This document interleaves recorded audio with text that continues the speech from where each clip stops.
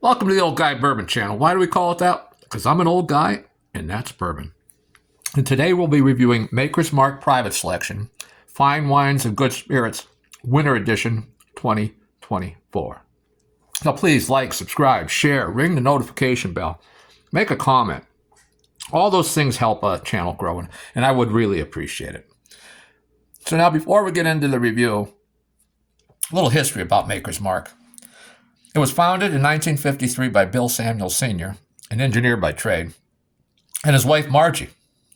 And Margie, was responsible for the shape of the bottle, the label, the signature red wax, which is still to this day used, and the Maker's Mark name. And she's also given credit for inventing bourbon tourism. And how did she invent bourbon tourism? Well, she invited people to come to the distillery. You could go to the distillery, visit it, tour it, and buy a bottle of Maker's Mark and hand dip your own bottle. Now, how cool is that? You get to go to the distillery, and it just caught on. People are like, oh, I got to dip my own bottle. Look, like, you can show it to people and everything. And then other distilleries caught on, and said, hey, now there's the bourbon trail. You can go down to Kentucky and do the bourbon trail and visit all the distilleries, buy special bourbons only available at the distilleries. So she created a whole industry, which is amazing. Now, the rest of the family is involved in Maker's Mark. Bill Samuels Jr. pioneered the wood stave finishing series, and he had his staves and come up with that idea to flavor bourbons, Maker's Mark 46. And then Rod Samuels is the managing director of the distillery. Another cool thing about Maker's Mark is it's the only distillery with its own water source and watershed. Now, how cool is that? I mean, the whole thing is cool. Now, this is not the wood finishing series. That's another separate thing. I have the heart that's in the wood finishing series. But I guess it's still part of the wood finishing series, these private selects. Now, of course, Fine Wines and Good Spirits is the Pennsylvania Liquor Control Board. They control our whole liquor industry, so we get what we get. But they're very good at picking out bourbons. Their store selects have all been amazing. Now, with these staves, you have to pick 10 staves, and you can't pick 8 staves or 7 staves or 9 staves. You have to pick 10. That's like a rule. So, but you can mix these 10 staves up however you want, and you end up with 1,001 different possible combinations. So, they can just keep going on, and all these store picks you can find all over when you travel around. It's like, man, you can get all the combination. If you want to get 1,001 combinations, that'd be a tough collection to do, but it is possible, I guess.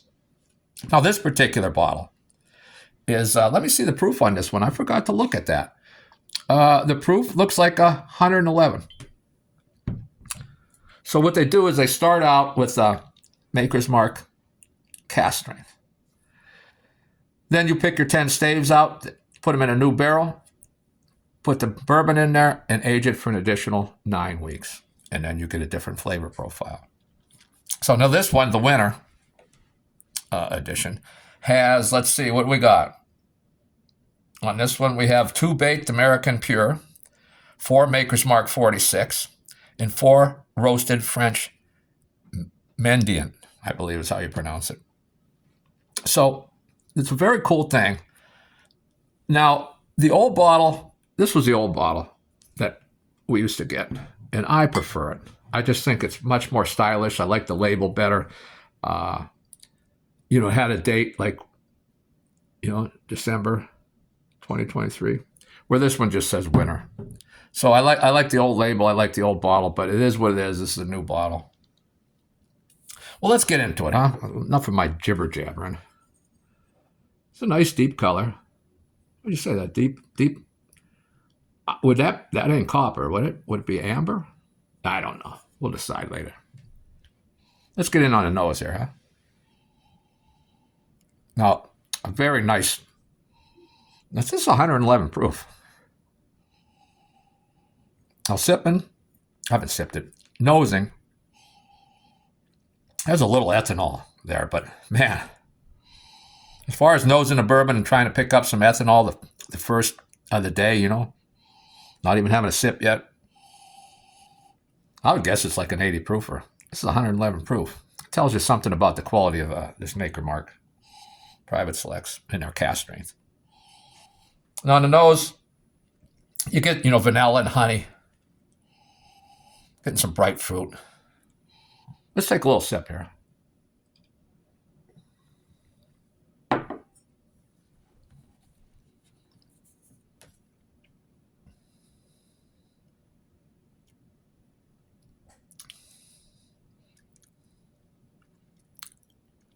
Man, first sip of the day. That's where you really get the ethanol. You get that alcohol really comes through on the first sip of the day. Then your mouth becomes acclimated to it and it calms down. Again, it's 111 proof. And on the first sip of the day, I'm expecting a lot of heat. Not getting a lot of heat. The heat I'm getting on that first sip, again, I would guess 86, 90 proof. Okay. Unbelievable quality here. On that first sip, I got some dried fruits. Again, the caramel's there, a little vanilla, some baking spice. Let's see if we can get anything else in on the nose on a second sip here. Second nosing. I keep saying sip, I want to drink it. Again, you get the vanilla, the honey, really bright fruit.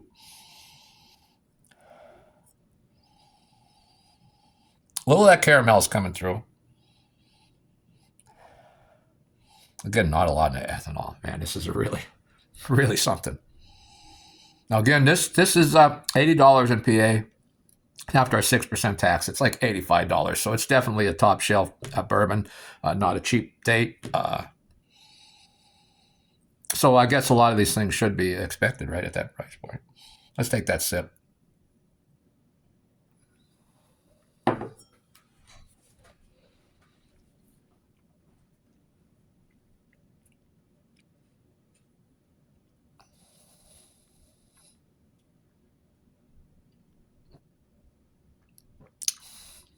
Now that time, I switched it all around my mouth, into my cheeks. Just tried to hold it in there a long time. Now, again, getting that dried fruit, caramel, some baking spice, some nice milk chocolate, like a Hershey's milk chocolate bar. Not Nestle's. Hershey's, the good stuff. Very, very nice. There's a little bit of... Now, this is a wheated bourbon, but I am getting just a little bit of a peppery spice on the tongue there. The finish is nice and long.